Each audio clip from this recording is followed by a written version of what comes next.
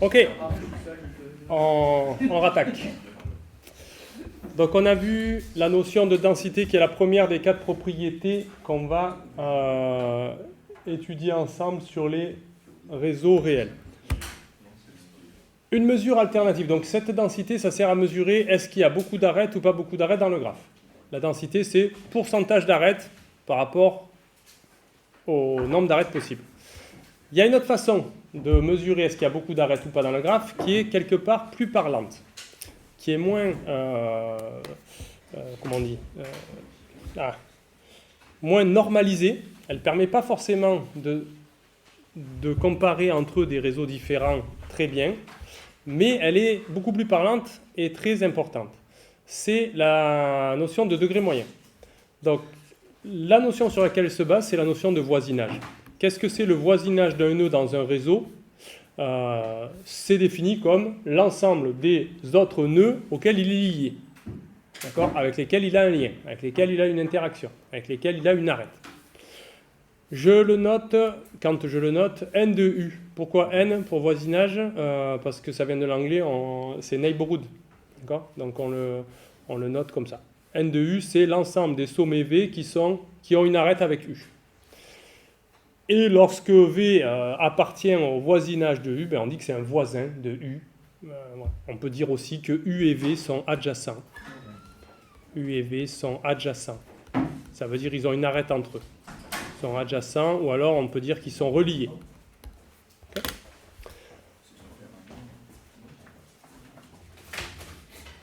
Le degré, c'est exactement, le degré d'un sommet, c'est le nombre de voisins qu'il a. D'accord ? Donc, je le note souvent comme ça, D avec un petit rang en haut, degré. Degré de U, c'est le nombre de voisins de U. Et le degré moyen d'un réseau, je vous le donne en 1000, qu'est-ce que c'est ? C'est la moyenne des degrés dans le réseau, okay, de tous les nœuds. Donc, on le note souvent, les moyennes, on le note souvent avec une barre au-dessus du D. Je le noterai aussi souvent, le degré, je le noterai K. Et une autre façon de noter les moyennes, c'est de les noter entre crochets. Donc quand je note crochet K comme ça, ce sera le degré moyen. Sinon, je le note comme ça, D bar. La moyenne des degrés, c'est quoi ? Je prends la somme des degrés de tous les sommets V, de tous les sommets U qui appartiennent à l'ensemble des sommets du réseau, et je divise par N. Je fais vraiment la moyenne des degrés. Ok. Donc ça, c'est une autre façon de parler de la densité. C'est en moyenne, un nœud, il a combien de voisins ? En moyenne. Exemple. Mais on va reprendre les mêmes exemples qu'avant. Degré moyen dans ce réseau. Degré moyen numéro 1. Donc ça, c'était un peu ce que tu avais calculé, je crois.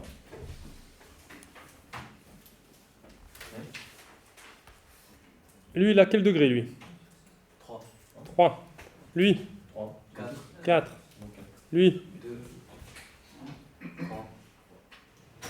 4 et 2. Je somme tout ça. 3 plus 3, 6 et 4, 10 et 8, 18. 18 divisé par combien de sommets ? 6. Degré moyen, 3. En moyenne, ils ont tous 3 voisins, chacun. Ok ? Degré moyen dans celui-là. On a dit il y a 9 sommets. On a dit ça tout à l'heure. Et il y a combien d'arêtes ? On avait dit 8. On ne va pas le faire comme ça. On va faire avec la définition. 1. Degré de celui-là. 1. Degré de celui-là. Combien ? 3. Celui-là. 4. Celui-là. Je somme tout. Ça fait 3 et 3, 6 et 4, 10. Et 3 là-haut et 3 là, ça fait 6, ça fait 16. 16 sur 9. Ok ? Je ne sais pas si ça se simplifie. Non, ça ne se simplifie pas. Ça fait combien ? 16 sur 9, ça fait quelque chose. Très bien dit. Ça fait 1,7, presque 8. D'accord ? Très bien dit. Allez, à peu près 1,8, je mets. Degré moyen dans le troisième. Degré. 1. 2, 2, 2, 2, 2, 2, 2.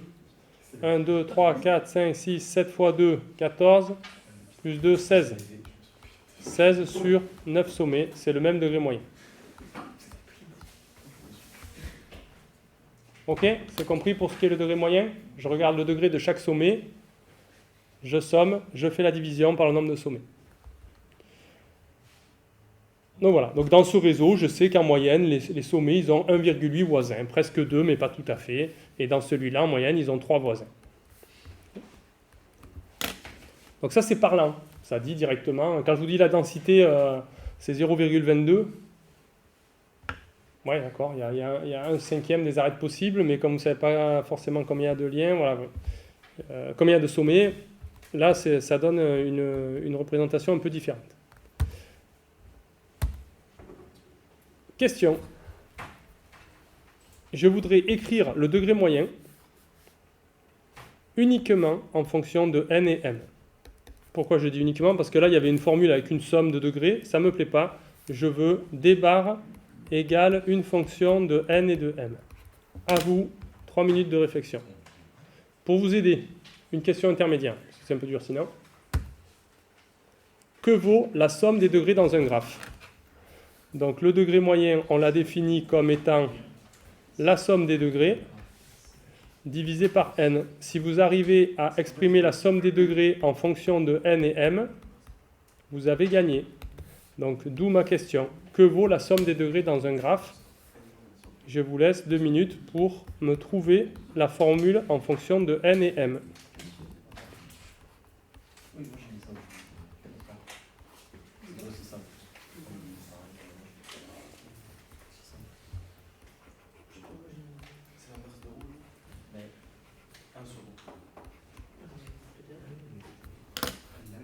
Je veux un truc qui dépend de n et de m. Hein. Oui.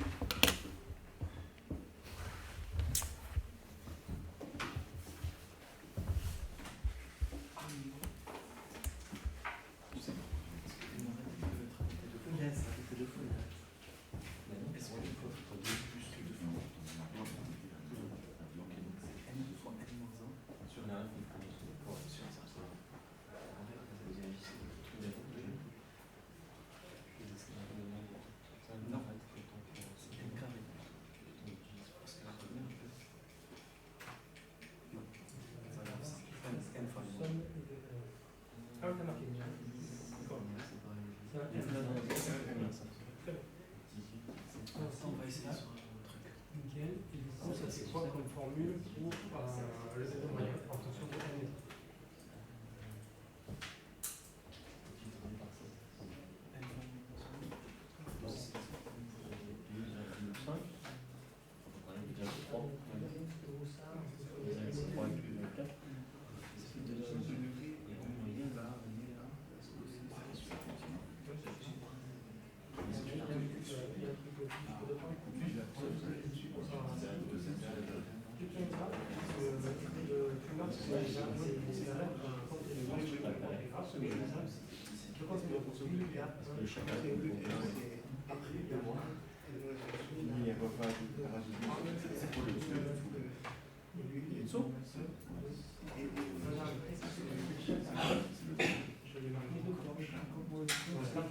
La somme de machin, c'est la somme des degrés. La somme des degrés.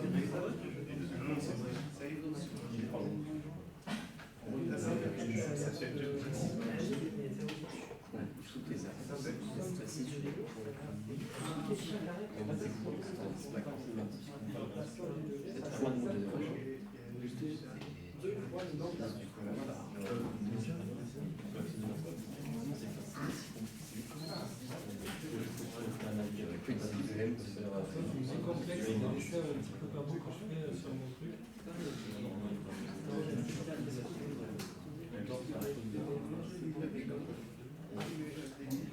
C'est bien, c'est juste à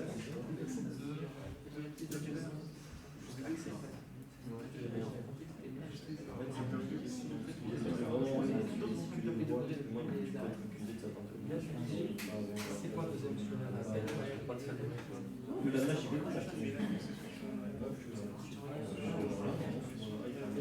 Tout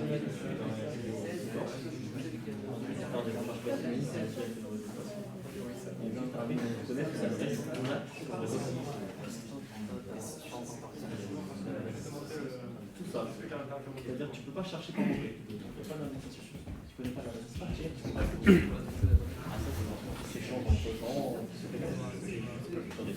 Alors pour tout le monde, la somme des degrés, je pense que la plupart d'entre vous déjà l'ont trouvé. Une façon très simple de s'en rappeler pour toujours, c'est si vous le faites en vrai physiquement, ça devient limpide la formule. Je somme les degrés, donc je compte pour lui, je compte ces 2 arêtes qui le touchent. Lui, je compte ces 4 arêtes qui le touchent. Lui, il en a 2. Et quand je fais ça, quand je les marque vraiment, que je fais ça pour chaque sommet, je m'aperçois qu'à la fin, chacune des arêtes, elle a été marquée 2 fois.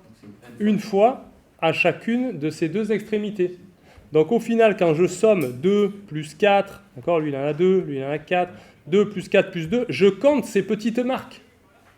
Et ces petites marques, il y en a 2 par arête. Donc la somme des degrés, c'est exactement 2 fois le nombre d'arêtes. Ok ? Donc ça, c'est une formule importante à connaître ou à retrouver comme ça à chaque fois.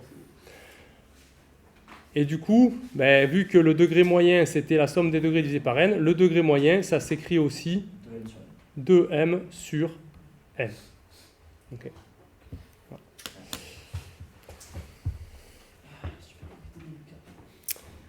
Et du coup, la question d'après, c'est, il y a un rapport entre la densité et le degré moyen. Quel est-il ? Est-ce que vous pouvez m'écrire la densité comme une fonction du degré moyen et l'inverse? Alors on va dire comme une fonction de n, de m et du degré moyen. Moi, ce qui m'intéresse, c'est d'exprimer le rapport entre la densité et le degré moyen. Si vous avez besoin de ramener n et m au milieu, ok.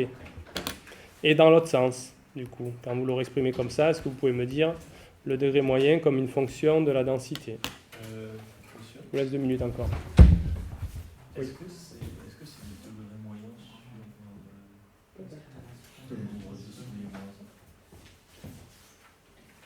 Essaye de le trouver, mais laissez-moi le, j'aimerais voir.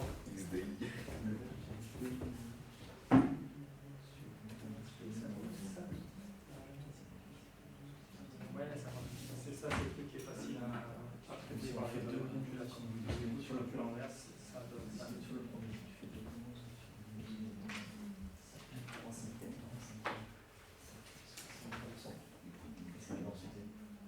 donc je me dis, il va peut-être arrêter. Alors ouais, c'est quoi du coup sur le groupe? Je dis 2 moins sur le nombre de sommets moins 1. Ouais, ça me paraît bien ça. Ça fait 3. Pourquoi c'est ça? Et cette formule, elle a un sens très naturel et très fort.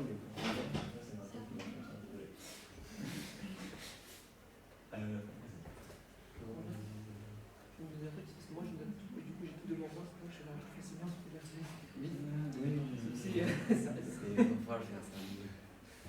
on pourrait récupérer pour après, mais c'est bon. Ah ben oui, mais non.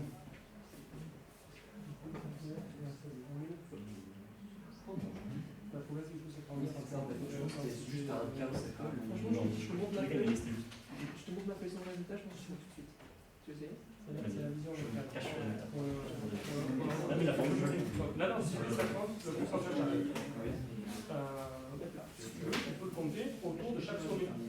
Imagine que chaque sommet a exactement le degré moyen. Ça veut dire que le degré moyen, ils n'ont pas tous ce degré-là, ils n'ont pas 1,8 comme degré, mais bon, on revient un peu à ça. C'est comme si tout le monde avait le même, ils auraient ça. Donc on considère que tout le monde a le même degré, le degré moyen. Quel est le pourcentage d'arrêt autour d'un sommet? En fait, pour tous les sommets, c'est le même. D'accord? Et du coup, en fait, c'est le pourcentage d'arrêt dans le graphe, la densité. Donc, autour d'un sommet, ça s'exprime sûrement en fonction du degré moyen. Ils ont tous le degré moyen. C'est 2S sur N, je crois. C'est quoi de. C'est N.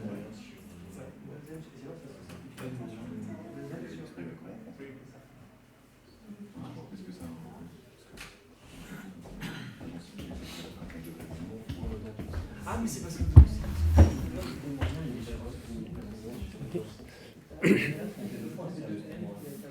Donc ce rapport-là, entre densité et degré moyen, il est à la fois très simple et c'est très important que vous ayez l'idée ou cette représentation des choses. C'est-à-dire qu'en fait, quand on parle du degré moyen, c'est un petit peu comme si on imaginait que chacun des sommets avait exactement ce degré moyen. D'accord ?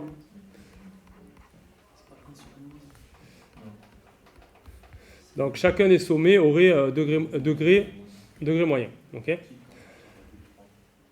Si c'était comme ça, si c'était possible que la situation... Donc si chacun des sommets a pour degré le degré moyen, le nombre d'arêtes dans le graphe, c'est le même, justement. Okay ? Parler du degré moyen, ça revient à dire je répartis les arêtes équitablement entre tous les sommets, ce qui n'est pas toujours possible, c'est une vision de l'esprit.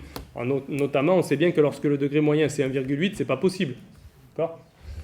Mais ça revient à dire ça. C'est comme si tous les sommets avaient 1,8 arêtes autour de lui. Donc, maintenant, si je m'intéresse à savoir quelle est la proportion d'arêtes dans le graphe, chaque sommet en a 1,8 et il peut en avoir combien au plus ? N-1. Donc en fait, la densité là, c'est exactement le degré moyen divisé par le nombre de degrés moins 1. C'est-à-dire, c'est quoi ça ? Ça, c'est la vision locale, c'est combien j'ai de voisins divisé par combien je peux en avoir. C'est le pourcentage de voisins que j'ai parmi les possibles, c'est-à-dire le pourcentage d'arêtes dans le graphe. Okay. Là, c'est vraiment juste une vision locale où on aurait tout uniformisé, où ils auraient tous exactement le même nombre d'arêtes. Ils auraient le degré moyen. Okay. Donc voilà la relation importante qui existe entre les deux, et du coup, vous pouvez la retourner dans le sens inverse si ça est mieux pour vous. C'est le degré moyen, vous pouvez l'exprimer comme n-1 fois la densité. Donc en fait, la densité et le degré moyen, c'est la même chose à un facteur n près. J'oublie un petit peu le moins 1 là quand je dis ça. Mais ça correspond uniquement par une multiplication ou une division par n-1. Okay. Bon. Ok. Donc la question maintenant que je me pose, c'est, je voudrais savoir quand même, puisque nous ce qui nous intéresse c'est les réseaux réels, je voudrais savoir que vaut la densité et le degré moyen dans les réseaux réels. Que valent.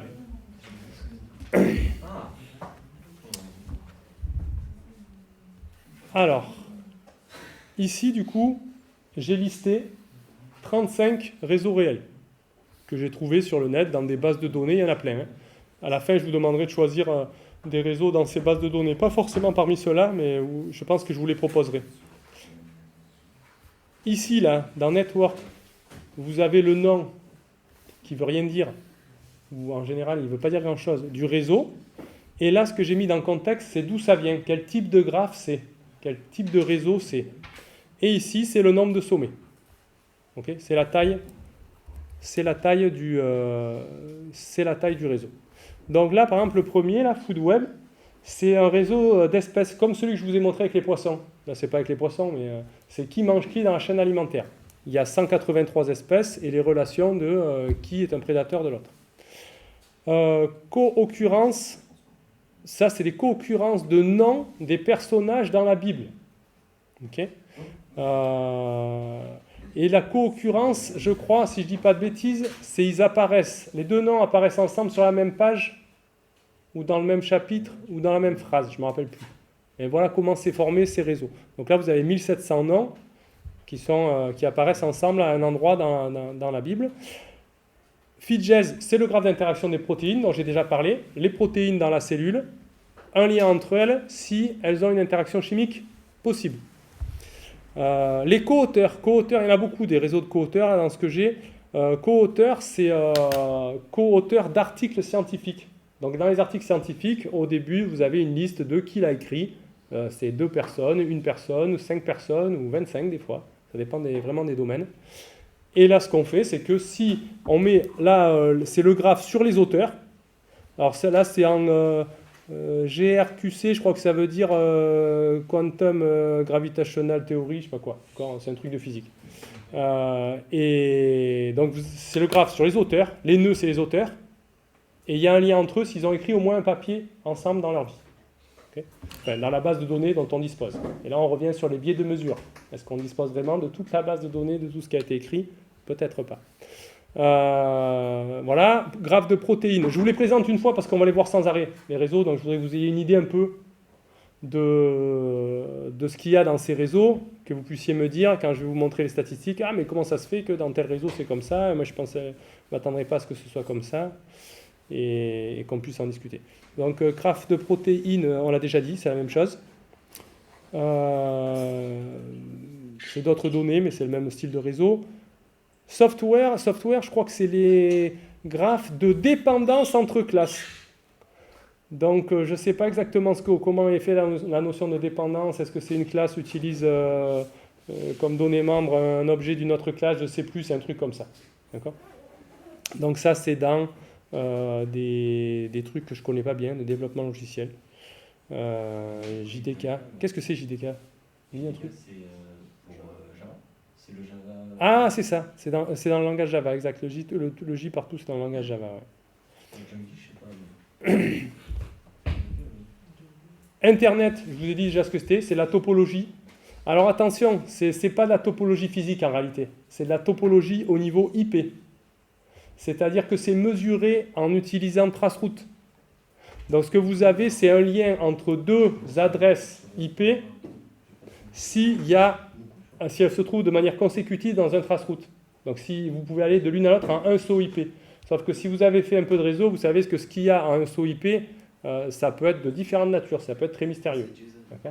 Il peut y avoir des sous-réseaux entiers qui sont avec des technologies de niveau 2, genre, je ne sais plus comment ça s'appelle, du MPLS ou des trucs comme ça. Donc, ça ne veut pas dire qu'il y a un câble directement entre les deux routeurs qui ont ces adresses IP. Mais ça approxime ce truc-là. Donc voilà, en tout cas, c'est au niveau topologique. C'est pas au niveau page web, par exemple. Ce n'est pas du tout des liens hypertextes. Hein. Ça, c'est des co-auteurs, encore, j'ai expliqué ce que c'était. Word Relation dans Thesaurus. Ça, c'est un truc, je crois que c'est des relations de synonymie et d'antonymie. Il y a tout mélangé là-dedans dans un Thesaurus. Citation scientifique. Alors là, c'est un peu pareil que les autres, sauf que là, les nœuds, c'est plus des auteurs, c'est des articles. Et les liens, c'est un article à citer un autre. Parce qu'à la fin d'un article, vous avez la bibliographie. Vous avez les références numérotées une par une. Donc là, c'est ça, c'est des réseaux d'articles. Internet, c'est encore topologie d'Internet au sens où je l'ai expliqué. Et ça, AS, c'est dans une AS particulière, c'est dans un autonomous système d'Internet. Donc c'est des trucs assez gros. Mais voilà. Ouais, il y a un réseau peer-to-peer plus loin. Citation scientifique, on a déjà dit ce que c'était. Software, on a déjà dit ce que c'était. Là, c'est dans le noyau Linux cette fois. Citation, on a dit. Internet, j'ai déjà dit, c'est pareil. Peer-to-peer, voilà, c'est des connexions entre pairs dans le réseau Gnutella. Ok, c'est quel paire a été en connexion avec quel paire. Pareil, la question c'est sur quelle période on a mesuré, est-ce qu'on a vraiment toutes les connexions, etc. Donc ça, je pense que c'est pas très dur à mesurer parce que je pense que Gnutella a quand même une partie centralisée. Pas très sûr, mais je pense que c'est des choses qui sont... Parce que mesurer un réseau paire à paire, c'est difficile. Il faut savoir chaque paire, ce qu'il a fait comme connexion avec les autres. Donc là, il y a des primitives de mesure qui ne sont pas triviales. Mais là, je crois que dans ce cas-là, c'est assez facile. Il me semble qu'ils disent tous, pour établir des connexions, ils vont demander la liste des paires à un serveur. Ce n'est pas 100% décentralisé. Word Relation ou WordNet, pareil, c'est des réseaux de mots. Je ne me rappelle plus bien comment ils sont formés. Là, je pense que c'est des réseaux de co-occurrence dans des phrases, mais je ne suis pas sûr. www, ça c'est le web. Oh, mais attendez, c'est faux ça. En Europe. Ah non, c'est correct. Ok, c'est ça, c'est le web. Voilà. Le web en 2000, donc là, c'est des crawlers. Alors là, c'est biaisé autant que vous voulez. Vous lancez un crawler à partir d'une page et il va vous récolter tous les liens hypertextes, puis tous les liens hypertextes de ces pages-là vers d'autres, etc. Le temps qu'il fasse ça, les liens hypertextes, il y en a eu des nouveaux et tout. Bon, enfin bon. Mais voilà, c'est des données, ça donne quand même une bonne idée de à quoi ressemble le réseau des pages web à un moment donné. Mais c'est mesuré sur des périodes de temps peut-être un peu longues. Co-auteur, on a déjà dit. Co-solde, c'est des... Les suggestions ont été vendues avec... Oui, c'est ça. Alors, mais là, je pense que c'est plus... c'est tout le réseau, c'est-à-dire c'est tous les produits qui ont été achetés par un même utilisateur, à un moment donné. Je pense. Je ne pense pas que c'est dans un même panier. Je pense vraiment que c'est dans un même profil utilisateur. Si deux produits ont été achetés par le même utilisateur, ils sont un lien entre eux. Donc là, c'est un réseau de produits. D'accord. Ok. Citation scientifique. Co-acteurs. Alors là, c'est les acteurs dans les films. C'est pareil que les auteurs de papier scientifique, sauf que c'est des films et c'est des acteurs.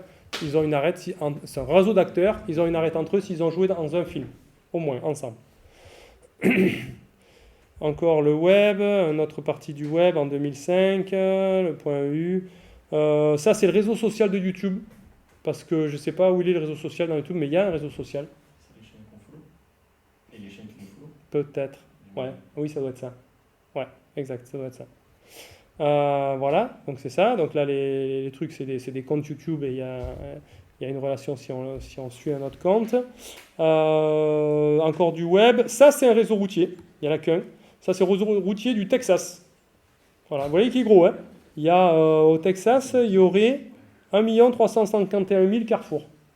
Donc là, les nœuds, c'est des carrefours. Et un lien entre eux s'il y a une route entre les deux, sans carrefour au milieu. Internet, c'est encore de la topologie.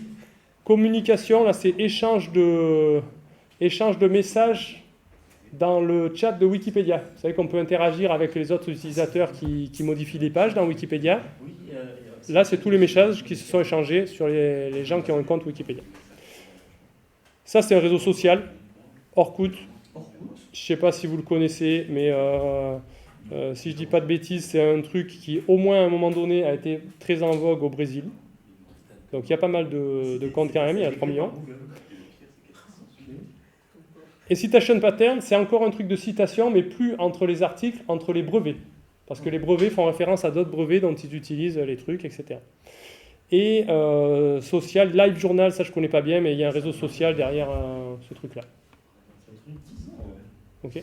Donc voilà, là vous avez le nombre de nœuds, et je les ai classés du plus petit. Le food web, là, c'est sur 183 espèces. Au plus gros, c'est 4 milliards de comptes sur le réseau social Live Journal. Réseau social Live Journal. Ok ? Donc, je reviens à ma question. Est-ce que vous pouvez deviner quelle est la densité de ces réseaux, forte ou faible? Alors, peut-être vous allez me dire, il y en a certaines, c'est fort, il y en a d'autres, c'est faible, j'en sais rien. Et est-ce que vous pouvez me donner un ordre de grandeur de la densité? Est-ce que c'est 0,5? Est-ce que c'est 0,05? Est-ce que c'est 0,000005? moi, je dis on peut pas. Etc. Et après, je vous poserai la même question avec le degré moyen. Alors, densité. D'abord, première question. Forte ou faible? D'abord, est-ce que vous pensez que tous les réseaux ont le même comportement en termes de densité? Non. Non. Qu'est-ce que vous pensez alors? Lesquels sont forts, lesquels sont faibles? Ah, d'accord. Lesquels ont une forte densité, une grosse proportion d'arêtes, lesquels ont une faible proportion d'arêtes? Oui. En haut, il y a une faible. Lequel t'as dit? Pardon? Les routes, pardon. Ah ouais. Ouais. Une faible densité, parce qu'il y a un nombre fini de routes qui vont connecter. Oui, ça je suis d'accord. Sur un carrefour, tu peux pas avoir. Tu peux pas être connecté à tout le D'accord. carrefour. Bon, attention, c'est les États-Unis, c'est très grand, hein, mais oui, je suis d'accord. Tu as une limite naturelle sur le nombre de routes. Je sais pas quel est le degré max, par exemple, mais il peut pas être très très élevé non plus. Alors attention, les ronds-points, ça doit compter comme un. Donc tu as peut-être des ronds-points avec 10 sorties ou 15 sorties, j'en sais rien. En plus, les arêtes, c'est des bouts de route, du coup. Parce que Oui. C'est ça, C'est des bouts de route sans interruption, sans carrefour au milieu. Ouais, c'est ça. Au final, c'est assez court. Oui, non, c'est clair. Donc ça, je suis d'accord. Ça, la densité, elle va être faible. Ouais. Mais là, du coup, le raisonnement, tu l'as plutôt fait sur le degré moyen. Donc tu réponds un peu à la deuxième question, quelque part. Ok. Ça, c'est dans Donc, est-ce qu'il y en a là-dedans? Alors, on va faire comme ça. Est-ce qu'il y en a qui, pour vous, c'est clair, la densité est très faible? Donc toi, tu as dit, ça, c'est très faible. Est-ce qu'il y en a d'autres que vous identifiez comme densité très faible? Oui. YouTube, social. YouTube, social, il est où? Je sais pas quand. Juste au-dessus de au-dessus de droite. Ok, faible. Pourquoi ça? C'est quoi ton intuition? Parce que il y a beaucoup de chaînes. Enfin, déjà pour regarder YouTube, on a tous quasiment un compte où on n'a pas forcément beaucoup de gens qui nous follow ou autre. Et les grosses chaînes qui ont beaucoup de follow, eux, ils follow pas beaucoup de personnes. Donc en fait, il y a des millions voire des milliards de comptes, mais il y a très peu de de personnes au final qui sont follow. En fait, il y a des... Ouais, alors la deuxième partie, je suis d'accord sur ton intuition, sauf la deuxième partie. Le fait que ceux qui sont beaucoup suivis, ils suivent personne d'autre, ça va pas jouer de rôle parce que là, je pense que on a enlevé l'orientation. Tu mets une arête, s'il y en a un qui suit l'autre, mais on sait pas qui suit qui. Ah, d'accord. Ah, Mais, Ouais, mais bon, dans tous les cas, il y a très peu de personnes avec beaucoup de je suis d'accord. Alors, est-ce qu'il y en a d'autres qui vont avoir une faible densité? Donc, tu as refait intéressant, tu as refait le raisonnement au niveau du degré. Est-ce qu'il y en a d'autres qui vont avoir une faible densité? Donc, finalement, le degré, c'est plus intuitif.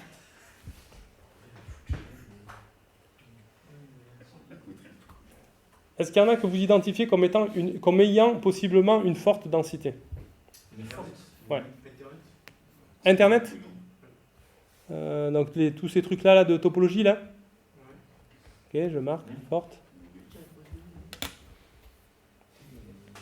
Ça réagit. Je dirais les protéines peut-être, fortes.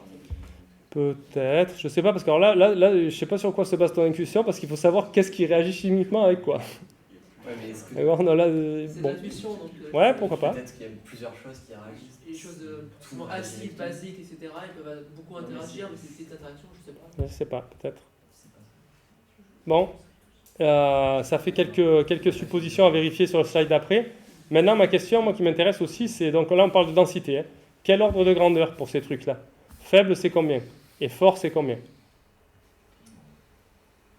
En fait, pour moi, par exemple, en World au Texas, c'est en ordre de grandeur, on est vraiment genre très très bas, on est à quelques centaines, parce qu'en fait... Attends, centaines, c'est-à-dire 2. de... Là, c'est entre 0 et 1 la densité. Ah, de 0,1, on est vers 0,01, enfin 0,0 quelque chose, parce qu'en fait...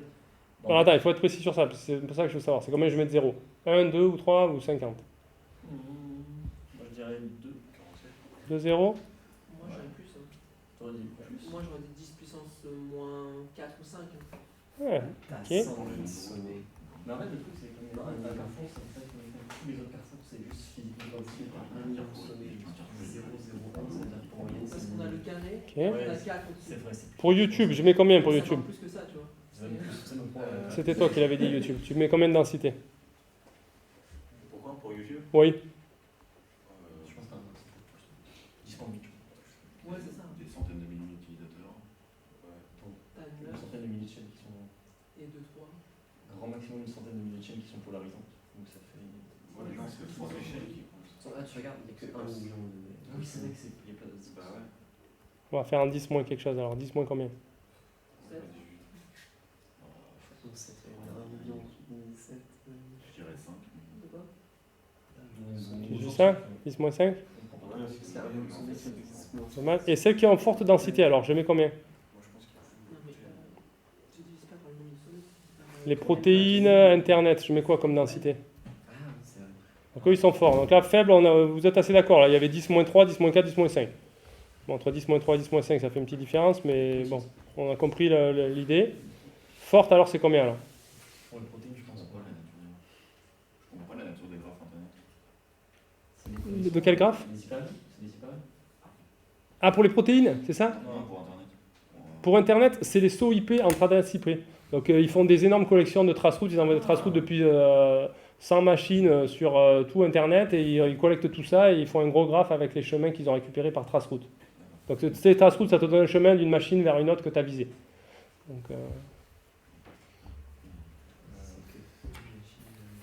Donc je mets quoi? Fort, c'est quoi pour vous? Fort, pour la densité? Allez, mouillez-vous. De toute façon, c'est plus que 10 moins 3. Donc c'est 10 moins 2 ou 10 moins 1. Ou alors 1.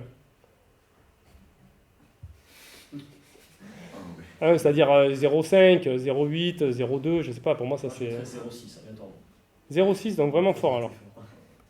0,6, donc ça veut dire 60% des arêtes. Voilà. Je vais tenter un truc. Pour protéines, je mets pareil. Allez. Ok. Ah, eh ben, vous n'avez pas été trop mauvais.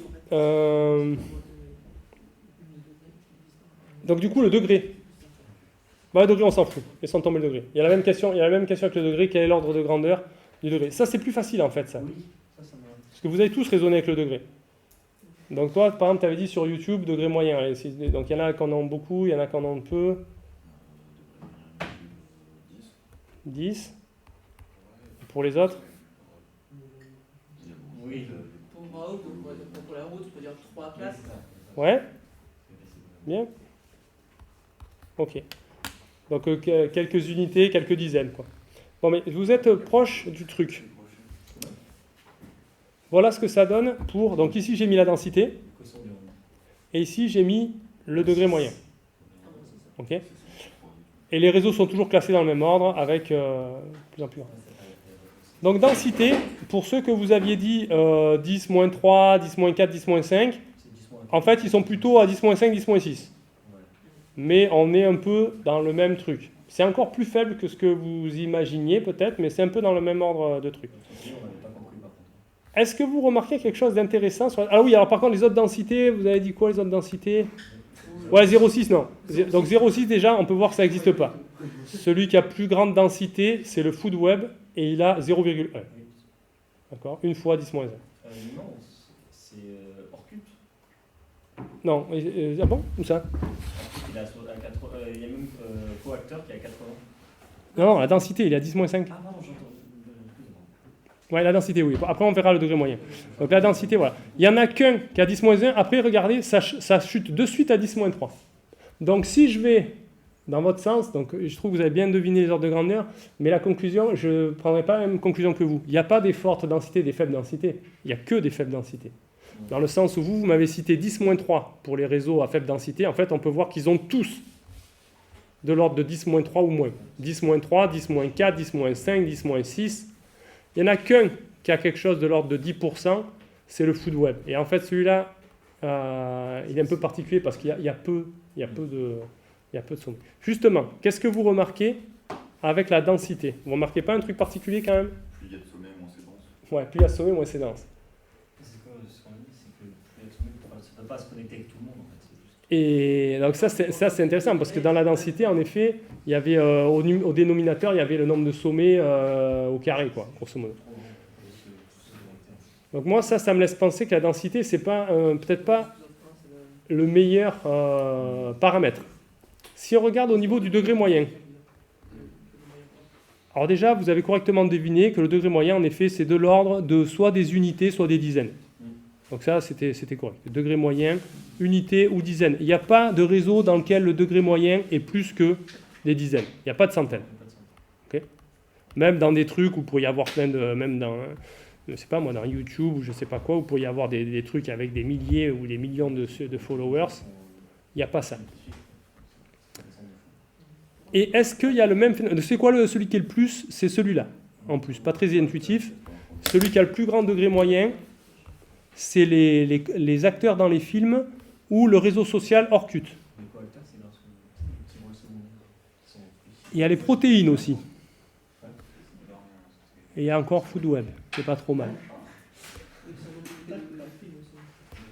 Voilà. Mais vraiment, ceux qui ont un gros degré, c'est ça et ça. Et à la limite, ça. Protéines, acteurs, réseau social. Bon. Les autres réseaux sociaux, ils n'ont pas du tout un grand degré. Hein. Il y en a d'autres qui, Live Journal, bon, ils sont à 17, ça, c'est pas petit, mais YouTube, il est à 5. D'accord ? Pas beaucoup de connexions. Est-ce qu'il y a le même phénomène sur le degré moyen que sur les densités? À savoir, au plus au plus n augmente, au plus la quantité diminue. Non. C'est plus lié au contexte. Il n'y a pas ça en tout cas. Là, ça paraît un petit peu... ça paraît décorrélé de la quantité de trucs qu'il y a dedans. Okay? Le degré moyen, il paraît décorrélé du nombre de sommets dans le réseau. À peu près. Ça fait des hauts, des bas, on ne voit pas de tendance nette. Okay? Sauf qu'on peut peut-être quand même remarquer, mais je n'ai pas envie de trop vous faire remarquer, mais quand même ceux qu'on est très forts, des très forts degrés moyens, c'est quand même dans des réseaux où il y a beaucoup de monde. Je ne sais pas si c'est significatif ou pas. En tout cas, il n'y a pas du tout la même tendance. Conclusion.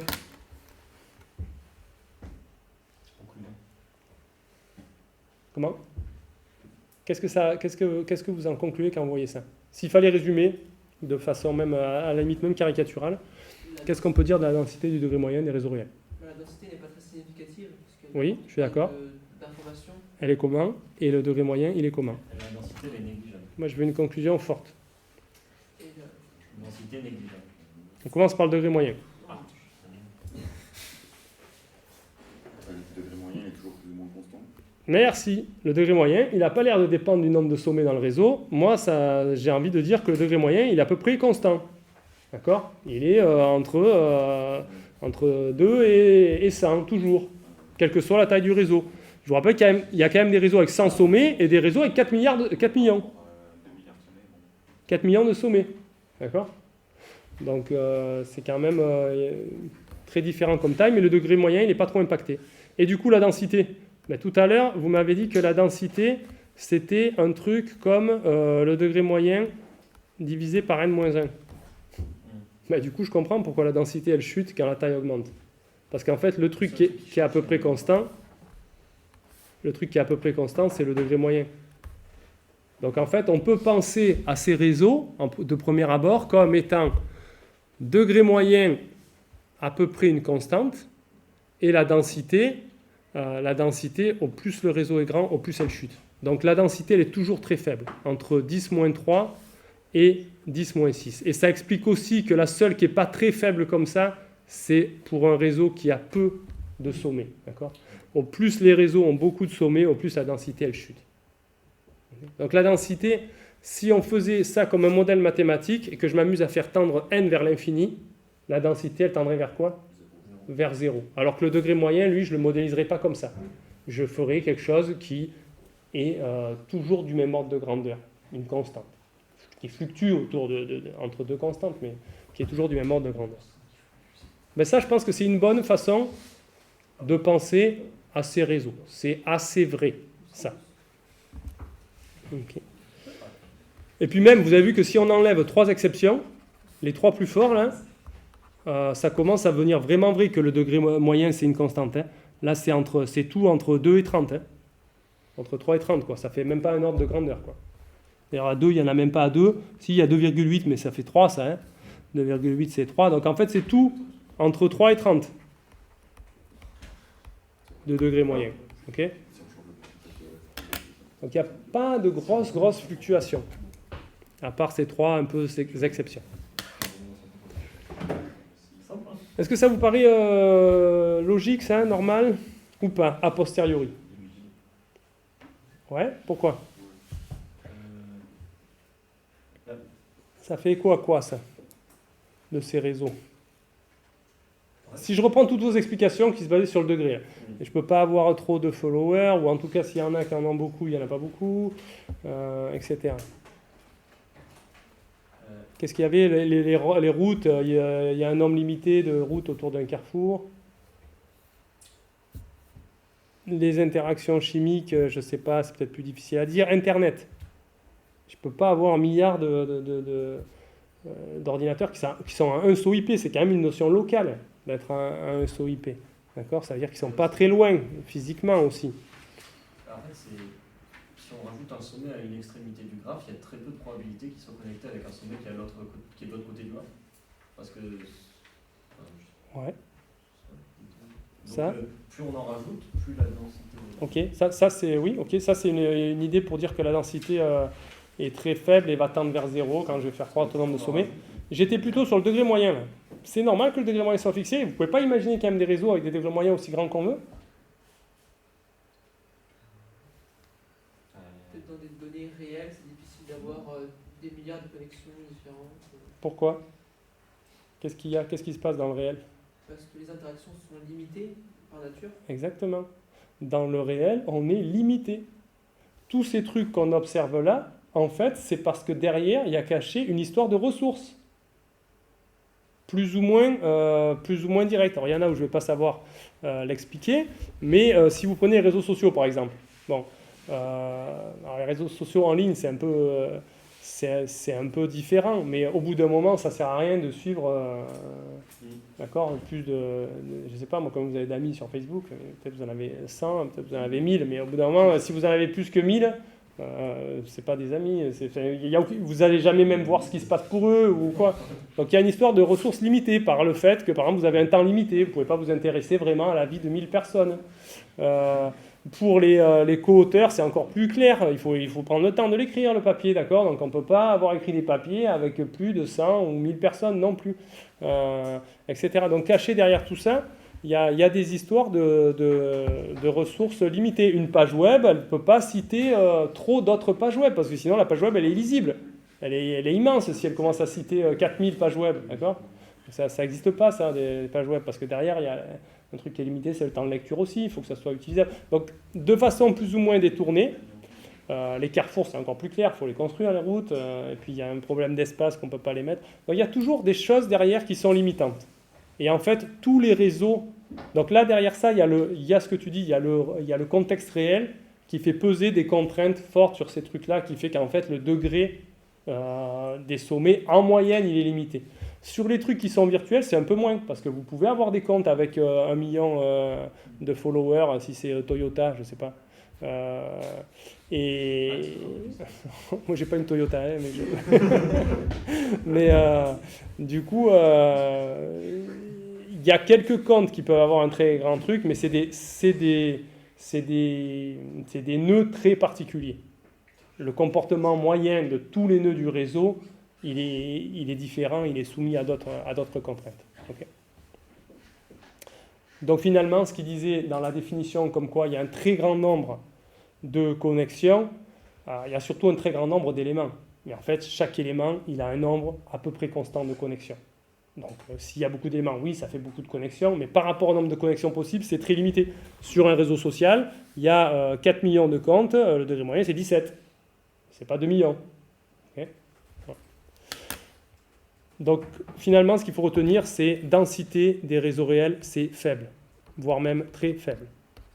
Densité très faible, degré moyen à peu près constant. Okay.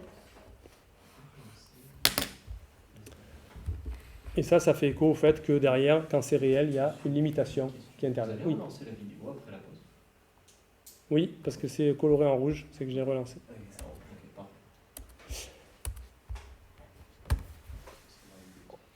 Ok, ça c'était la première propriété. La deuxième propriété, c'est les questions de distance. Donc pour définir la distance dans un graphe, je vous l'ai fait un peu vite fait tout à l'heure.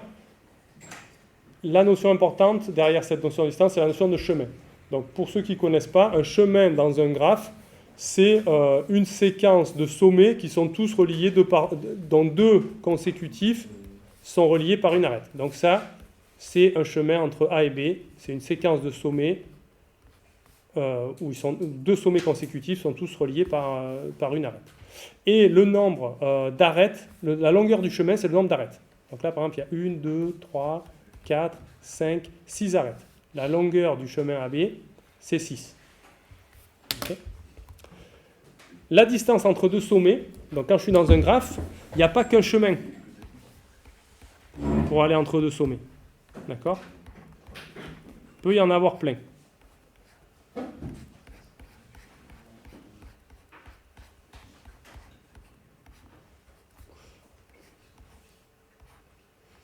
Okay, donc là, la distance entre A et B, c'est la longueur du plus court chemin. Alors ici, c'est quoi le plus court chemin ?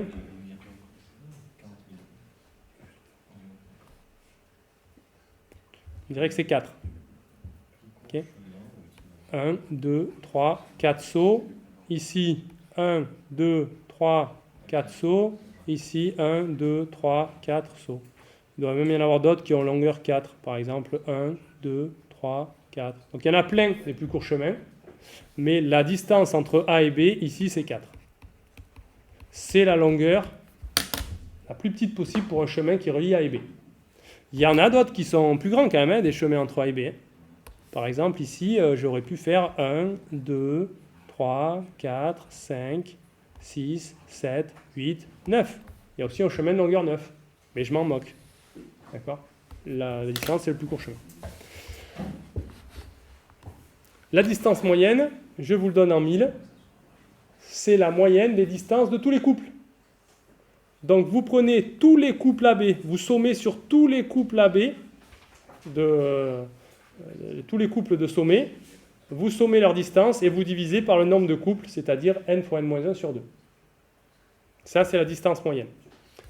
Le diamètre, c'est l'inverse, c'est la plus grande distance possible entre deux sommets.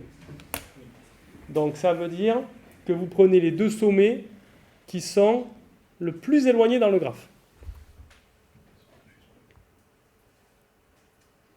Exemple, peut-être. Est-ce que j'ai prévu des exemples? Oui, j'ai prévu des exemples. Magnifique.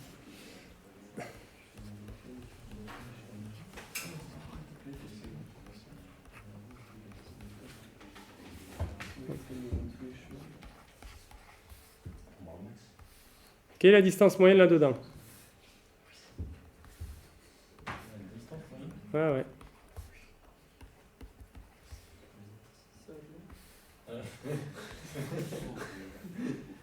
Là, c'est un peu lourd. Hein. Donc là, il faut y aller. Donc par exemple, je vais sommer tout. Donc lui avec lui, distance 1. Lui avec lui, distance 2. Lui avec lui, distance 3. Lui, toujours je fais pour lui, hein. Avec lui, distance 3. Lui avec lui, distance 4, etc. Quand j'ai fini de faire avec lui, je fais avec lui. Ok. Alors, lui avec lui, j'ai déjà fait, donc je fais lui avec lui, lui avec lui, lui avec lui. Vous voyez que c'est lent à calculer. Même d'un point de vue algorithmique, c'est lent à calculer. Combien de temps il faut pour calculer ça pour un graphe à n sommet? N fois N. N factoriel. N carré, non? Il faut au minimum n carré parce qu'il y a n carré couple, mais en fait, il faut déjà calculer la distance, donc il faut faire les chemins. Donc si, par exemple, si on fait un parcours en largeur depuis chacun des sommets, ça fait nm. Donc ça c'est très long, d'accord, de calculer la distance moyenne. C'est dynamique de le faire, je pense. Ah oui, Parce que tu calcules le chemin, parce que tu fais le deuxième en même temps, et du coup tu peux l'enregistrer en même temps, je crois. Nous on avait vu un algo qui était mieux que ça, ouais, en effet. En dynamique, il y avait une façon de faire, il n'était pas au carré. Mais j'ai oublié. Voilà, ça va. C'est pas simple. Trop dynamique. C'est comme ça, hein. Oui, bah, ça va. Ouais. Je trouve des choses, des trucs, je trouve jamais. Ouais, je crois qu'on peut le faire en n carré. J'ai même plus souvenir du cours d'avant que je vous ai enseigné, ça fait bon effet. Je crois qu'on peut le faire en n carré. Mais alors, je suis pas très sûr quand même.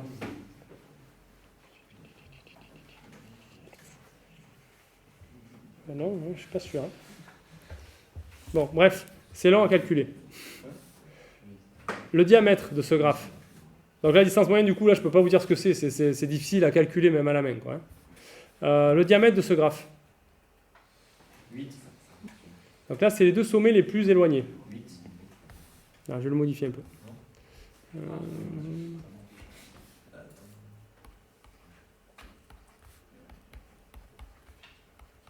Voilà. Alors, sont où les deux sommets les plus éloignés? Ça va être les deux qui sont au bout. Attendez, non, je vais changer un peu encore. Hein. Ah non, c'est juste en haut. C'est juste en haut, c'est juste tout en haut, c'est juste devant. C'est deux qui vont être au bout des branches les plus longues. C'est lui et lui. D'accord?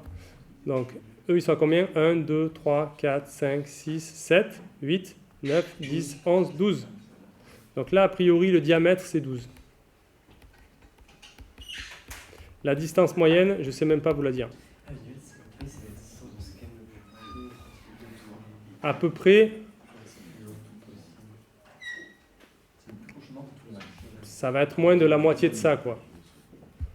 Moi, je dirais que ça va être à peu près 3 à 4, la distance moyenne.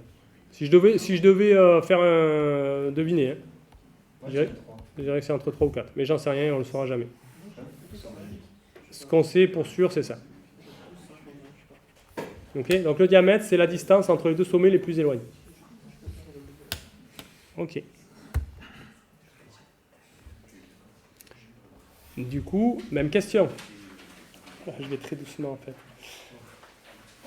Même question. Distance moyenne. À votre avis, ça va valoir combien pour les réseaux réels? Est-ce qu'ils ont petite distance ou grande distance? Et un ordre de grandeur de la distance. Donc, je vous rappelle qu'il y a des réseaux avec 100 sommets, il y en a avec 4 millions. À la distance, ça peut pas être plus grand que quoi, en fait, le diamètre? Ça peut pas être plus grand que quoi? Et le diamètre est du coup la distance moyenne aussi. Un majorant de ce truc-là. C'est quoi la plus grande distance possible dans un graphe à n sommets? C'est n-1, d'accord? On peut pas... aller d'un sommet à un autre, on ne peut pas faire plus long que devoir passer par tous les sommets du graphe. Donc ça, c'est toujours plus petit que n-1. Donc là, dans ces graphes comme ça, la distance, ça pourrait être 4 millions. Là, ça ne peut pas être plus grand que 183. 182 même. Par exemple. Alors, du coup, est-ce que, comme tout à l'heure, vous pensez qu'il y en a qui ont distance faible, par exemple les petits distances faibles? YouTube, il y a une distance moyenne qui doit être faible, je pense. Peut-être. Il est où YouTube? La motivation, c'est qu'en fait, tu peux accéder à quasiment tout le monde en t'abonnant à une chaîne qui est énormément populaire et en faisant juste un pas de 1 puis 2. Oui, c'est vrai. S'il y a des chaînes qui regroupent beaucoup des utilisateurs, on peut faire ça. Ouais, donc en fait, vraiment, pour moi, YouTube, c'est vraiment petit. C'est genre 2, autour de 2. D'accord? Alors, on va le faire autrement. À votre avis, quelle est la plus grande distance moyenne? Les diamètres, je ne les ai pas. Quelle est la plus grande distance moyenne pour ces réseaux et ce serait réalisé pour quel réseau et ça aurait à peu près quelle taille? Plus grande distance moyenne. Ouais, plus grande distance moyenne. À votre avis, ou alors au moins voilà, un majorant que vous pensez qu'on va être proche d'eux, il va y avoir des réseaux avec distance à peu près 100 ou à peu près 1000, je ne sais pas. Combien? 6? Maximum 6? Ok. Maximum 6, les routes, les rues, je pense. Pour moi, les routes au Texas, ça va être plus haut, ça va être un des plus gros, je pense. D'accord. Combien alors pour les routes au Texas? Donc peut-être pas le max, mais. Ouais, je pense là. Une distance grande. Peut-être 3, peut-être. Je suis d'accord avec ça. Pour moi, le Texas, c'est quasiment le max. Mais pas Pourquoi 6? C'est quoi l'intuition derrière 6? Tu connais un truc ou pas? L'intuition derrière 6, c'est que. Ah, mais oui. Je sais plus d'où ça sort. Si, c'est ça, Ouais. c'est le minimum pour accéder à quelqu'un que tu connais par rapport à. Avec 6, on peut accéder au monde entier Ouais. en termes de relativité. Ok. C'est ça avec toi, en fait. Bon, ben c'est de ça dont j'allais vous parler après. Donc, je ne vais pas faire plus de suspense. En effet, les distances dans tous ces... Alors là, vous avez tout dit. Les distances dans tous ces réseaux, elles sont très faibles, de l'ordre de quelques unités, 2, 3, 4, sauf pour un réseau, peut-être d'autres, mais surtout un, c'est le réseau au Texas, Oui. parce que là, c'est pas possible d'aller n'importe où au Texas en passant que par 3 carrefours. D'accord? C'est pas vraisemblable. Le diamètre, je ne sais pas, j'ai dit, je vous donne que la distance moyenne. Pourquoi il n'y a pas le résultat? Qu'est-ce que c'est ça? Mais c'est mal fait ça. Ah oui, c'est. Manque un slide. Ah ouais, non, mais du coup, ouais, non, ok. Je sais pourquoi je voulais vous faire ça. Je ne vous donne pas la réponse. Oh, parce qu'il faut. Je vais d'abord vous parler d'une expérience qui illustre exactement ce que tu as dit, les 6 degrés de séparation. C'est un truc connu. Donc 6 degrés de séparation. Quand il a dit 6, votre camarade, qu'il n'a pas dit 5 ou 7, je me suis douté qu'il connaissait ce genre de choses. Donc c'est une expérience, ça c'est vraiment intéressant. Expérience sociologique qui a été faite aux USA dans les années 60. Et l'expérience c'est la suivante. Ils ont donné des lettres à 160 personnes prises au hasard dans un État, enfin dans une ville, à Omaha, qui est dans le Nebraska. Et avant de faire le cours, j'ai regardé où c'était, je crois que c'est vers là. Un truc comme ça. Ils ont pris 160 personnes dans cette ville, ils leur ont donné, qu'ils ont tiré au hasard, ils leur ont donné des lettres. Et la lettre, la mission, c'était que chacun devait acheminer la lettre à une même personne. Et la même personne, elle n'était pas là, elle était vers là. C'était un agent de change à Boston. Ok ? Donc ils leur ont donné son nom et son adresse. Okay ? Sauf que il y a des contraintes, il y a des instructions. Ils ne peuvent pas directement lui envoyer la lettre, sinon ça n'aurait pas d'intérêt. Ils doivent respecter les règles suivantes. Ils ne doivent envoyer la lettre qu'à une personne, bon, par la poste déjà, mais ça veut dire qu'ils ne sont pas obligés de la faire passer de proche à proche, de main en main. Hein. Ils peuvent vraiment l'envoyer par la poste, mais seulement à des personnes qui connaissent personnellement. À leurs copains, à leurs tantes, à qui ils veulent, mais quelqu'un qu'ils connaissent personnellement. Okay ? Et le but, c'est d'arriver à ce qu'un jour, elle arrive à l'agent de change à Boston, qui ne connaissent pas du tout, ni d'Ève ni d'Adam, parce qu'on les a pris 160 gars au hasard à Omaha, il n'y a aucune chance qu'ils connaissent ce mec-là. D'accord ? Et bien sûr, pour qu'ils puissent jouer, quand ils envoient la lettre avec les instructions de ce qu'il faut faire au suivant. Et le suivant, soit c'est un bon jour et il veut jouer, soit il ne veut pas jouer, il balance la lettre. Okay ? Donc voilà le jeu. 160 personnes prises au hasard ici, dans les années 60, devaient envoyer un truc à un mec qui était là aux USA en ayant le droit que de l'envoyer à des gens qu'ils connaissaient. Et ils ont fait ça, ils ont regardé, alors quand on l'envoie, on met son nom dans la lettre, et puis ils ont regardé sur les lettres qui arrivaient, ils ont retracé le chemin, ils ont commencé à étudier combien de sauts il faut faire pour arriver jusqu'à ce gars à Boston. Et alors, conclusion de l'expérience, à votre avis? Alors 6, ouais. Mais la conclusion la plus importante de l'expérience, là, revenez terre à terre. Ils ont réussi. Terre à terre, c'est quoi? Ils ont réussi déjà. Déjà, ouais. C'est que la Poste Mais a fait un surtout- bon bénéfice. Surtout, ils n'ont pas réussi. D'accord. La conclusion essentielle de cette expérience, en général, on n'en parle jamais. On dit, ouais, 6 degrés de séparation. Conclusion essentielle, c'est que la plupart des lettres n'arrivent pas, bien sûr. Sur les 160 lettres, il y en a très peu qui sont arrivées. Parce que, comme je vous ai dit, le type qui n'a pas envie de jouer, il dit, mais qu'est-ce que c'est que cette connerie? Et paf, il balance la lettre. C'était pas des volontaires, d'accord. ok. Non, parce qu'ils ont tiré au hasard. Il y avait un peu une idée justement de représenter un truc ou quoi. D'accord. C'est pas très représentatif, on va en parler après, puisqu'ils ont choisi dans une ville. Mais, et puis surtout, les gens au milieu, voilà. Le gars qui a reçu la lettre, il a écrit à sa tata Odette, ça l'intéresse pas du tout, elle n'a jamais fait quoi. C'est comme recevoir une chaîne de SMS. Ou elle l'a peut-être pas jeté, elle a dit je le ferai plus tard, elle l'a mis sur le buffet. C'est ça, bon. Elle n'a jamais envoyé. C'était la première chaîne de SMS. C'est ça, un peu la première chaîne de SMS. Sauf que dans la chaîne de SMS, tu l'envoies à plein de gens. Donc ça branche énormément, là c'est juste donc ça explose pas. Donc voilà, l'enseignement essentiel, c'est qu'en fait, il y a très peu de lettres qui sont arrivées. Enfin, il y a très peu, non. Il y a beaucoup de lettres qui ne sont pas arrivées, mais il y a quand même 44 sur 160 lettres qui sont arrivées au type. Okay. Donc c'est déjà pas mal en fait.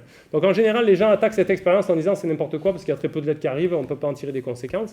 Peut-être, mais n'empêche qu'il y a quand même 44 sur 160 qui sont arrivées, j'aurais pas prédit ça moi. J'aurais prédit 2 ou 3 maximum, quoi.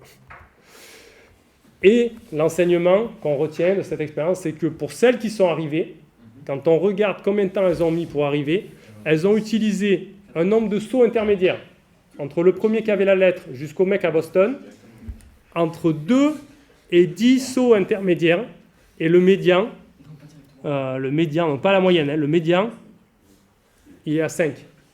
Donc 5 types intermédiaires, ça fait 6 degrés de séparation, parce que ça fait 5 intermédiaires, ça fait 6 arêtes sur le chemin.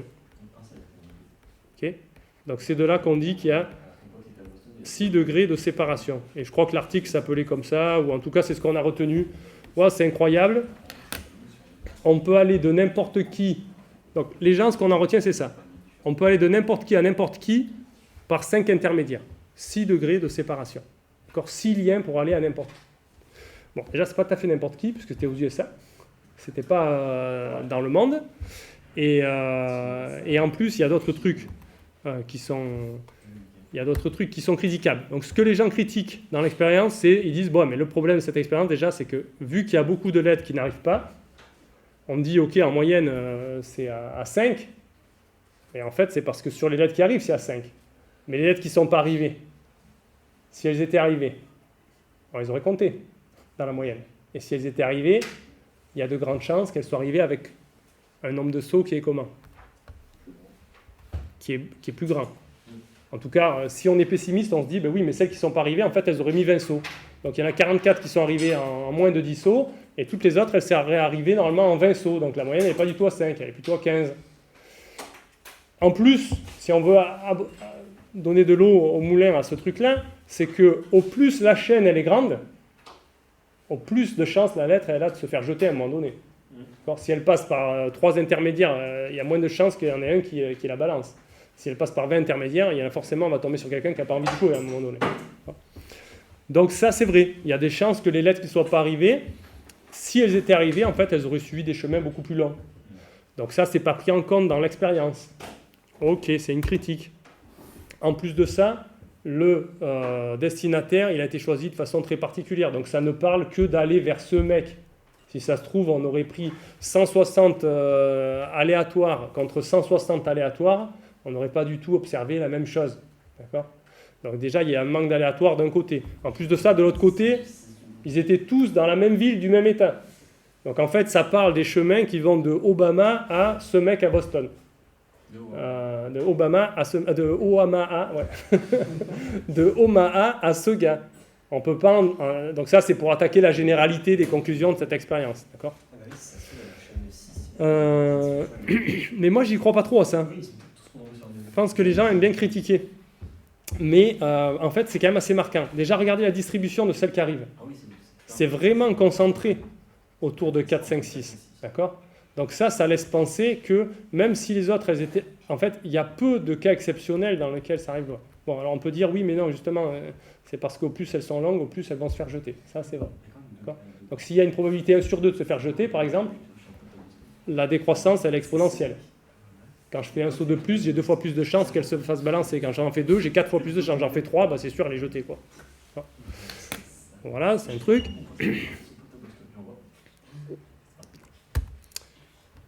Du coup, si ça se trouve, c'est complètement pipeau. Dans les réseaux réels, la distance, elle est beaucoup plus grande que ça.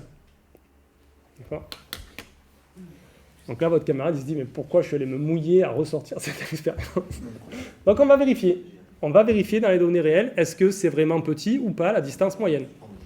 Il y a doute, et les gens, ils doutaient. Bon, mais là, maintenant, il n'y a plus trop doute, en fait, parce que maintenant, on a plein de données, celles que je vous ai présentées. On peut calculer la distance moyenne et regarder. En fait, elle est encore plus courte que ça. 2,1, 3,4, 3,8, 6. Ça, c'est les réseaux où il n'y a pas beaucoup de monde. Alors, vous allez me dire, ouais, c'est pas très représentatif. Alors, je viens à la fin. 5,1, 3,9, 4,2, 8,2, 5,6. Okay ? Ils sont tous très, très petites. Elles sont toutes très petites, ces distances. Okay ? Sauf quelques exceptions. Une que votre camarade avait de suite identifiée. C'est pas possible qu'au Texas, on puisse y aller en que quelques carrefours. D'accord ? Il faut prendre plein de carrefours pour aller d'un endroit à un autre. Donc oui, en effet, celui-là, ça n'a rien à voir. La distance moyenne, c'est 415. C'est le seul réseau que je connaisse comme ça. Enfin, je veux dire, les réseaux de route, j'ai pas d'autres exemples. Et même sur Internet, la topologie d'Internet, qui est un truc un peu comme ça aussi, en moyenne, il y a 3,8 sauts. C'est très très rapide, en moyenne. Bon, en vrai, les routes, elles sont plus longues que ça sur Internet. En plus, là, c'est pas vraiment tout Internet, parce que c'est fait sur un bout de la topologie. Donc en moyenne, c'est un peu plus long que ça, les routes sur Internet. Mais on considère que c'est les plus longues. Il y a très peu de routes au-delà de 15 sauts. D'accord ? Donc, on fait 3-4 sauts pour aller au cœur d'Internet. On fait environ 5 sauts dans le cœur d'Internet, et puis encore 3-4 sauts pour descendre de l'autre côté. À peu près des trucs comme ça. La plupart des routes sont à 10.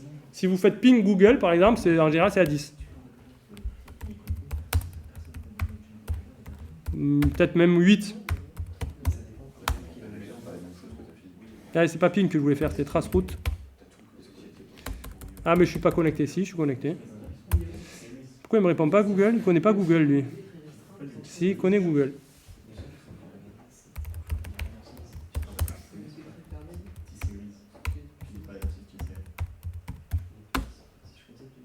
Qu'est-ce qu'il dit ? Ah, j'ai pas trace route. Bon, laissons tomber. Ok. Donc il y en a un autre. Il y en a un autre qui est plus grand que 10. Alors celui-là, je ne l'aurais pas deviné et je ne sais même pas l'expliquer. Si quelqu'un a une explication vraisemblable, je suis preneur. Le réseau de co-vente sur Amazon, il a quand même un diamètre très important par rapport aux autres. Il est à 12, alors que tout le monde est en dessous de 6. Ouais, ça paraît très étonnant, ça. Parce que pour moi, ou alors je ne comprends pas ce que c'est, parce que sur Amazon, d'accord, il y a une grosse variété de produits, mais tout le monde achète des produits un peu bateaux que tout le monde achète, donc ça doit être très facile. Oui, mais il y a des marques différentes aussi, il y a plein d'activations, casser un peu les communautés et les hubs potentiellement. Peut-être, ouais, mais il n'y a pas ça. Genre, je peux prendre 3 fois un truc classique, et en même temps prendre un truc complètement random qui ne me sert qu'à moi, par exemple, pour un projet. Mais c'est super ça. Non, mais ça fait une distance très courte, ça. Parce que ça veut dire que 2 trucs random qui servent à personne, ils vont être facilement connectés comme ça. Parce que les trucs classiques, ils ont aussi été tous les 2 achetés par un autre mec, et voilà. Ça... On peut acheter sur Amazon, on peut acheter sur autre chose aussi, peut-être, du coup. Ouais, d'accord, mais bon, ça... C'est pas compliqué, là, c'est que Amazon. Moi, ça me surprend. Je pense qu'il faudrait mettre le nez dans les données pour voir comment ça se fait que c'est comme ça. Est-ce que c'est vraiment représentatif de tout le réseau ? Est-ce que ça s'explique ? Les routes longues, elles sont où là-dedans et tout ça me surprend.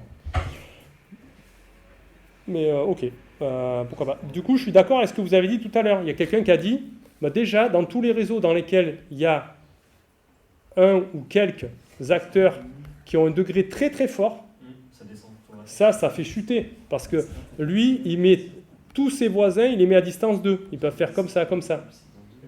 D'accord.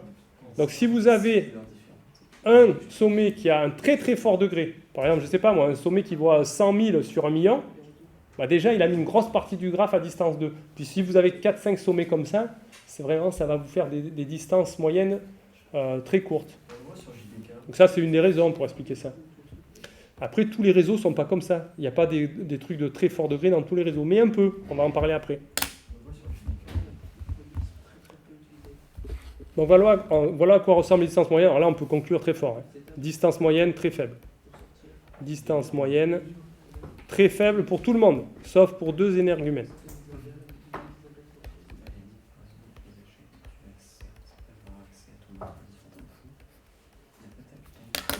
Ok ?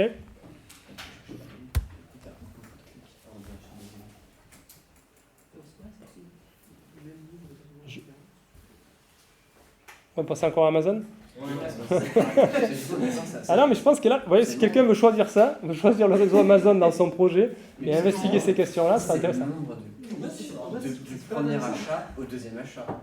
Là, l'idée, c'est ça le nombre. Non, c'est le nombre d'achats. Alors, je suis pas très sûr du réseau, mais c'est le.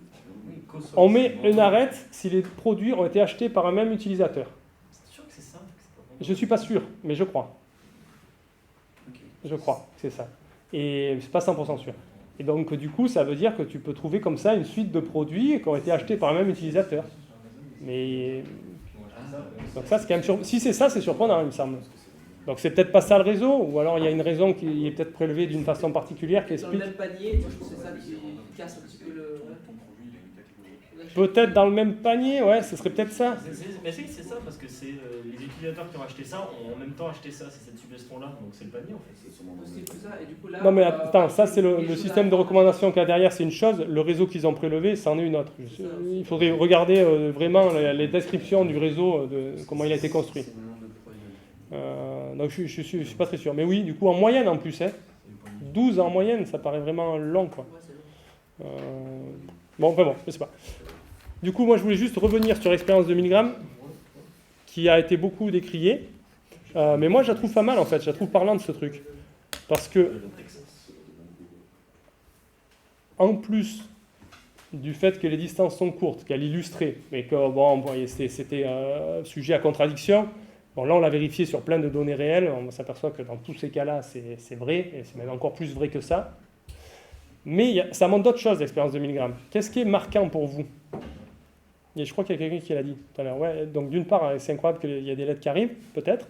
Et en plus, pourquoi ? Pardon, qu'est-ce qui est marquant là-dedans ? Ça ne parle pas uniquement de la distance, le fait que la lettre, elle arrive. Ça parle de-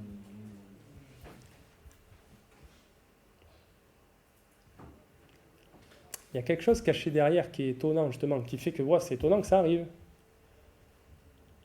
Pas uniquement que le type il est à distance 6, ok, ça c'était peut-être pas trop prévisible, c'est pas loin, distance 6, mais en plus que ça arrive, ça veut dire quoi ? Ça veut dire que non seulement il est à distance 6, mais en plus, C'est énervant. Les gens qui le connaissent personnellement. Comment ? Oui, redis-le plus fort pour tout le monde. Qu'on a des connaissances le long du chemin. On a des connaissances le long du chemin, c'est-à-dire, dit autrement, ce qui est surprenant, c'est que, ok, il y a un chemin de longueur 6, d'accord. Mais ce qui est surprenant, c'est que le type à qui on a donné la lettre, il a trouvé, quoi. Enfin, pas tout seul, parce qu'avec le premier intermédiaire, et puis le deuxième, etc., ils l'ont trouvé, quoi. Alors que la méthode, quand même, pour acheminer la lettre, C'était archaïque. si j'avais dit, je mets $1000 dans l'enveloppe et on va l'envoyer comme ça, au mec, vous m'auriez dit, non, on va pas faire comme ça. On va y aller lui porter en voiture. D'accord, ça paraît vraisemblable que ça arrive quand même. Il n'y aura pas les billets. Comment ? Il n'y aura plus les billets. En plus, oui, ce serait tous servis au passage. Donc, Ah non, mais voilà, ce qui est étonnant, c'est que, encore plus que le chemin soit court, c'est que le chemin, il est trouvé par une méthode aussi rudimentaire. Et ça dit quelque chose quand même de très surprenant. Donc déjà, on peut dire du côté positif, il y a quand même un quart des lettres qui arrivent, c'est déjà beaucoup. Et en plus, elles arrivent on trouve le chemin malgré le manque d'informations qu'on a. D'accord, il faut l'envoyer à quelqu'un dont on passe. Donc, qu'est-ce qu'ils faisaient les gens? Ils disent, bon, ben moi, je ne connais pas, mais je vais l'envoyer à ma connaissance la plus proche que je connais. Voilà, je vais l'envoyer à mi-chemin, je ne sais pas où, dans l'Ohio ou le Massachusetts, ou je ne sais pas quoi. Non, je crois que Boston, c'est déjà dans le Massachusetts. Et bref, je ne connais pas la géographie des USA, mais ils faisaient comme ça des sauts de proche en proche. Juste avec cette information. Donc c'est ça qui est surprenant surtout, c'est que les chemins ils sont trouvables, et ça a donné lieu à tout un pan de recherche sur ce qu'on appelle les graphes navigables. Qu'est-ce qui fait que dans ces graphes, on arrive à trouver un chemin pas trop long, assez facilement, avec quasiment pas d'informations comme ça. Il y a eu un article très célèbre de Kleinberg en 2000, et ça a donné lieu à toute une suite de travaux à la suite de ça. Donc cette expérience, je pense que bien sûr elle est très biaisée, mais elle est très parlante aussi.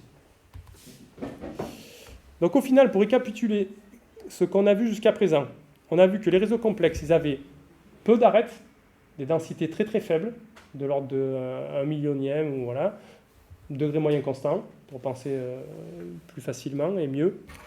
Et ils ont des distances très faibles. Des distances moyennes de quelques unités. 3, 4, 5. Du coup, ça me soulève une question que je vous soumets. Pour qu'un graphe soit comme ça, qu'il ait des distances moyennes courtes, il vaut mieux qu'il ait beaucoup ou peu d'arêtes? Il vaut mieux qu'il ait beaucoup d'arêtes, d'accord? Un graphe, si vous voulez réduire les distances, par exemple, je vous donne ce graphe-là, si vous voulez contracter les distances, faire que les gens soient plus proches, ce qui est bien, c'est de rajouter des arêtes. Okay, vous faites des raccourcis vers tout le monde, et ça va vous aider, okay, à faire des distances courtes.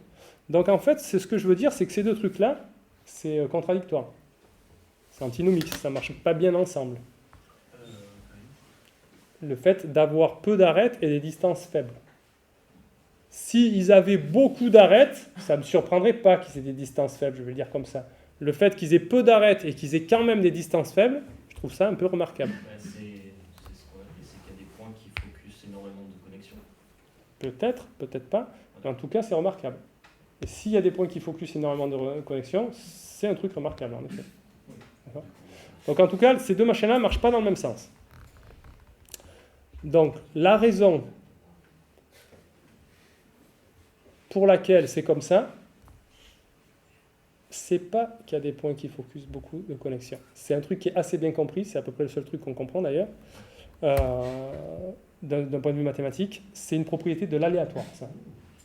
C'est-à-dire que si vous mettez dans un réseau même une petite proportion de liens aléatoires, vous avez choisi complètement aléatoirement les deux extrémités, ça va de suite faire que les distances seront très courtes dans ce réseau. D'accord ?